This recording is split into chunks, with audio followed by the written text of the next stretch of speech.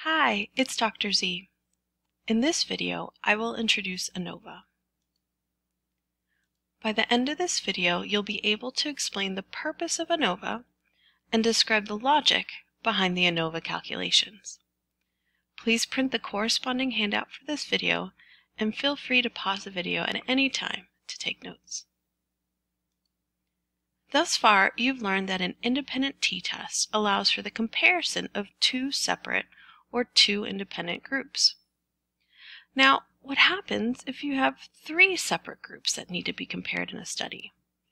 Do you want to conduct three different independent t-tests? The answer is no. This is where ANOVA comes in. ANOVA combines multiple t-tests into a single test to reduce the probability of type 1 errors. This video will introduce the concept of ANOVA. Last week, you learned how to conduct an independent t-test, or a t-test for independent means. In that t-test, you are comparing the difference between sample means, but you were limited to comparing only two groups. For example, we compared a control group and a treatment group on depression. Now, what if we wanted to add a second treatment group to our research study, making it three groups?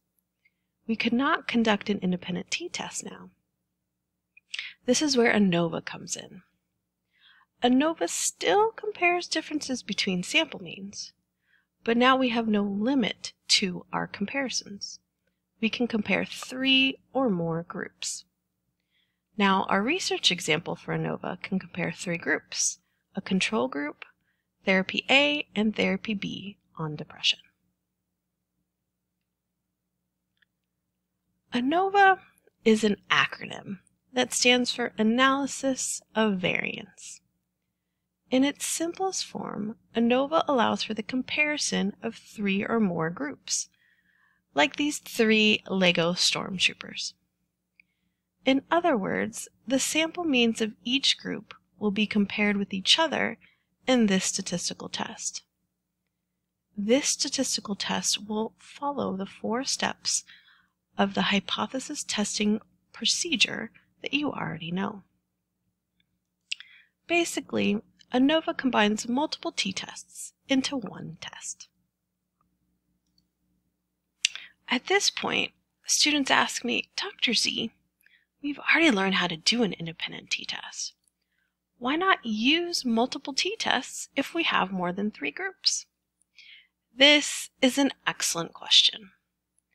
The answer has to do with decision errors, such as type 1 error. If we set our significance level P at 0.05, that means we have a 5% chance of making a type 1 error. 5% is not bad at all. However, the more tests we do, the more chances for error.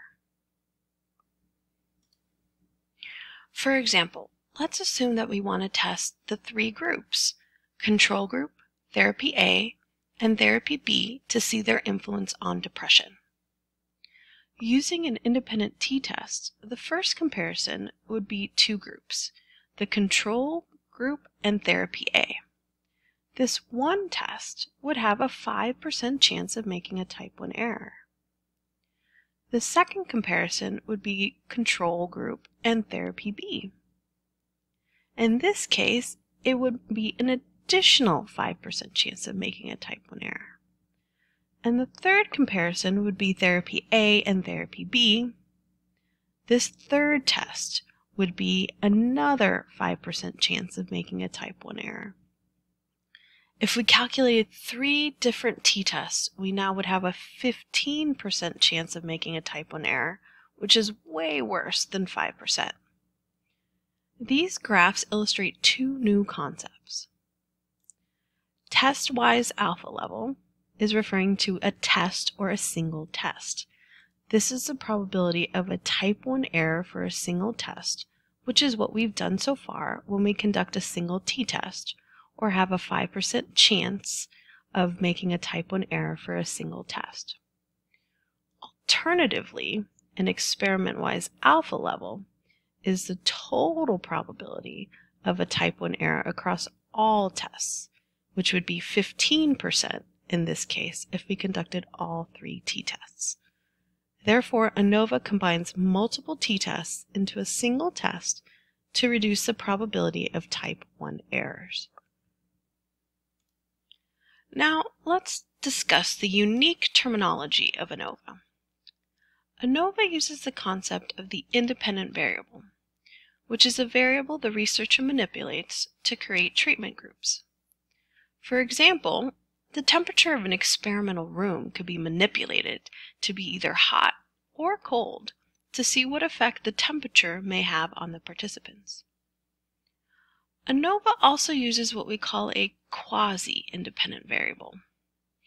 The prefix quasi means almost or sort of. In this case, a quasi-independent variable is sort of like an independent variable, in that the researcher uses it to create groups, but the variable is not manipulated. For example, age is considered a quasi-independent variable, since the researcher cannot change someone's age for the purpose of the experiment, but can use age to make groups. To make things unnecessarily complicated, ANOVA introduces the term factor as a fancy way of saying the variable used to create groups. This factor can be either the independent variable or the quasi-independent variable. Furthermore, ANOVA uses the term levels to describe the conditions or values that make up the factor. I have 3 examples that will help explain these new terms. First, as I mentioned earlier, temperature can be a factor. This factor can then be grouped as the following levels: hot, cold, or room temperature. The second example is as I explained earlier regarding quasi-independent variables. Age can be a factor. The researcher can group the ages into the following levels: 20 to 29 years old, 30 to 39, and 40 to 49 years old. And lastly, a fun example of a factor can be the type of M&M candies. The types can be split into the following groups or levels: plain M&Ms, peanut M&Ms, and caramel M&Ms. Earlier this semester, you learned about 3 different types of research designs. ANOVA can be used with either independent measures or repeated measures design. There are also 2 different types of ANOVAs that you can conduct. The first type is called a single factor design. The word single means one, so it makes sense that this ANOVA is also called a one-way ANOVA. Recall that factor is a fancy way of referring to the independent variable. Therefore, a one-way ANOVA only has one independent variable or factor. For example, if we were using M&Ms, we would only be comparing the 3 types of M&Ms that I'd mentioned earlier: plain, peanut, and caramel. The second type is called a 2-factor design. This ANOVA is also called a factorial ANOVA. As you can imagine, a 2-factor design combines 2 independent variables or 2 factors. For example, we could compare both the types of M&Ms, the plain, peanut, and caramel, and then the different colors of M&Ms, like red, blue, and green. Whew, that was a lot, and that was just the introduction to ANOVA. Now we need to describe the logic behind ANOVA calculations. I encourage you to take a brain break before continuing with the video.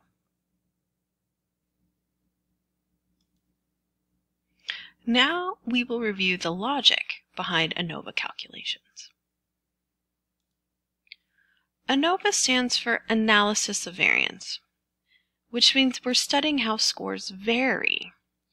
So our goal is to measure the amount of variance to explain the difference between sample means.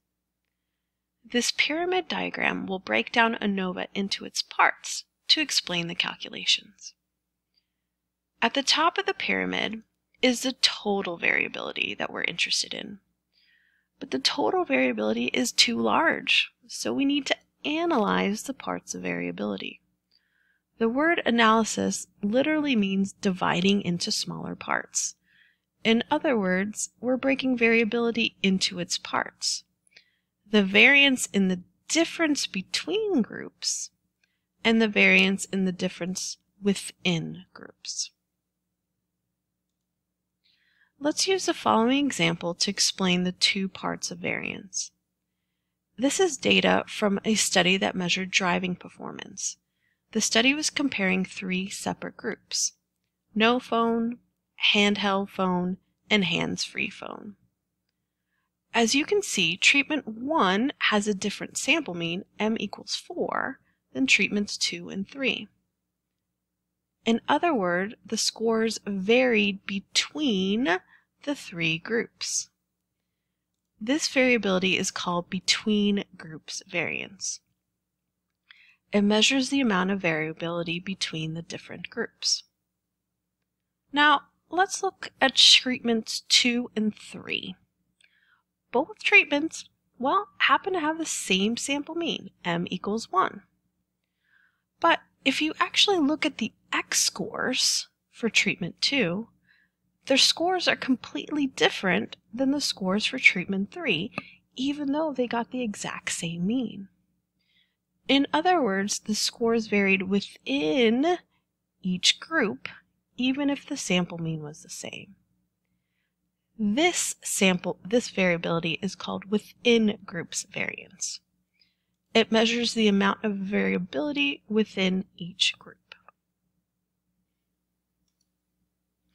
The two parts of variability, between and within group variance, help us to calculate the total variability.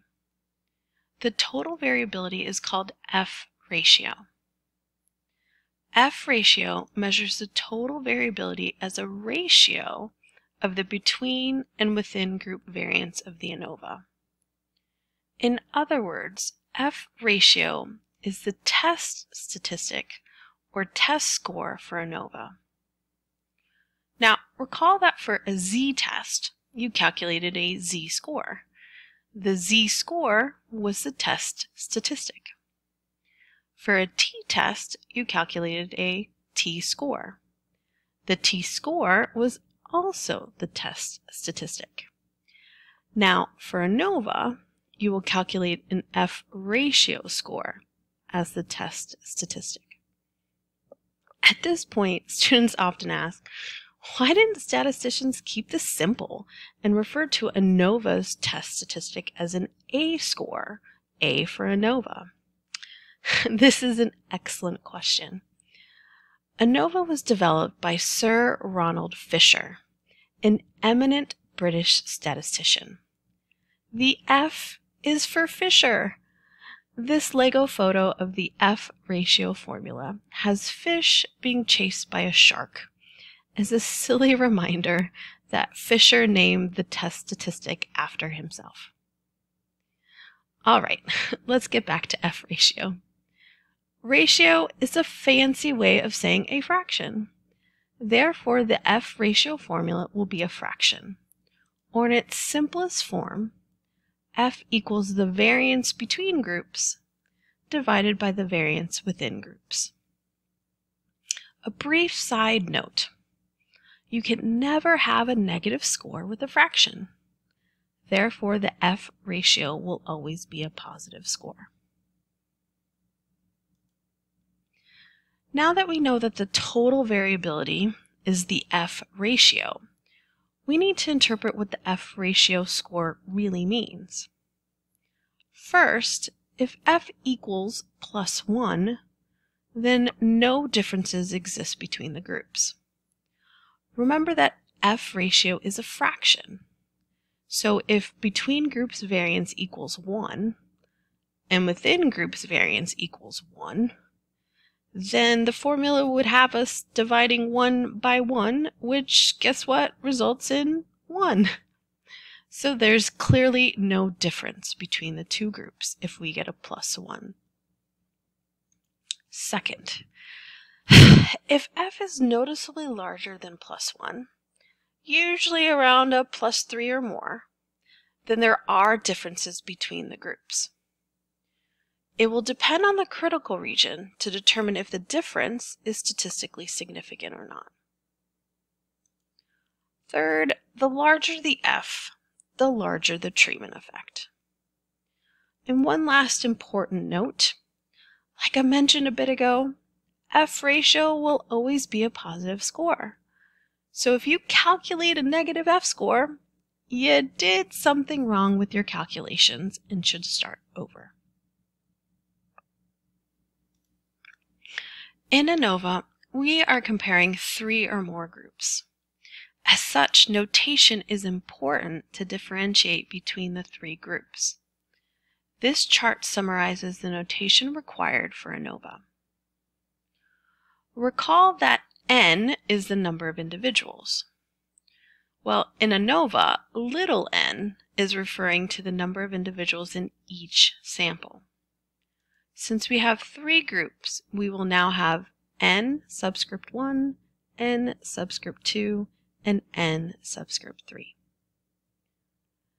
Capital N subscript groups is referring to the total number of groups or samples in the study. Using the example earlier with the phone treatments, we will have 3 groups, or n groups equals 3. M stands for the mean, in this case the mean for each sample. In the previous example, the phone treatments have 3 different means that were noted by M subscript 1, M subscript 2, and M subscript 3. GM stands for the grand mean, or the mean of the means. In other words, we're calculating the mean of all the sample means. For the earlier example with phone treatments, we would add the 3 sample means, 4 plus 1 plus 1, divide by the total number of groups, which is 3, to get grand mean of 2. S squared is a notation that you already know. It refers to the sample variance. Since there are 3 different groups, variance will be noted by S squared subscript 1, S squared subscript 2, and S squared subscript 3. It's a mouthful, I know. And finally, MS stands for mean squares. If we go way back to Chapter 2, you learn to calculate the variance by summing the squared deviations and dividing by n. In other words, you calculated the mean squares. Therefore, the term mean squares is just a technical way of referring to variance. Since total variability consists of the between groups and within groups variance, then in notation, they are referred to MS between and MS within. All right, I know we're getting there. Because ANOVA is combining multiple t-tests into a single test, and ANOVA is comparing 3 or more samples, calculating an ANOVA requires many formulas and steps, if you haven't already figured that out.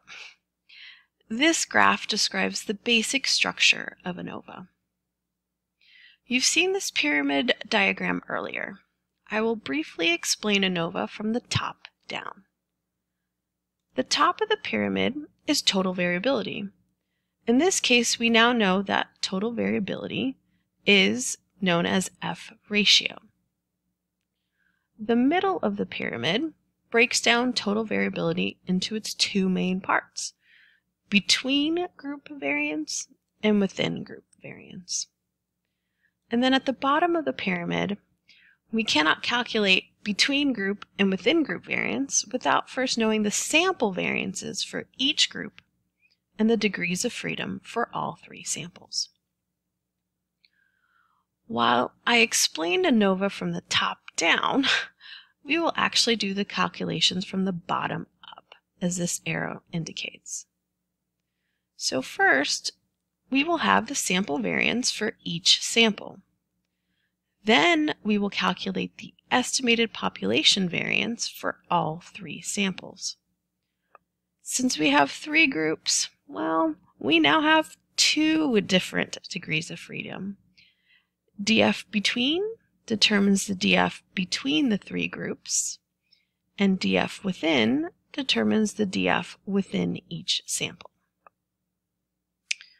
Moving on up, we will then need to calculate between group variance and within group variance. Using the notation we learned earlier in the video, we will calculate MS between and MS within. Finally, we need to calculate total variability, or F ratio. The formula for F ratio is F equals MS between divided by MS within. As a result, there are at least 5 new formulas for calculating a one-way ANOVA. With the foundation in ANOVA that you learned in this video, you will then learn how to calculate a one-way ANOVA in the next lecture video or during in-person class. In summary, research studies may want to explore the difference between 3 separate groups. Instead of doing multiple independent t-tests and risking type 1 error, ANOVA allows for the study of these comparisons. Understanding the logic and structure of ANOVA is one more major Lego building block needed to understand statistics.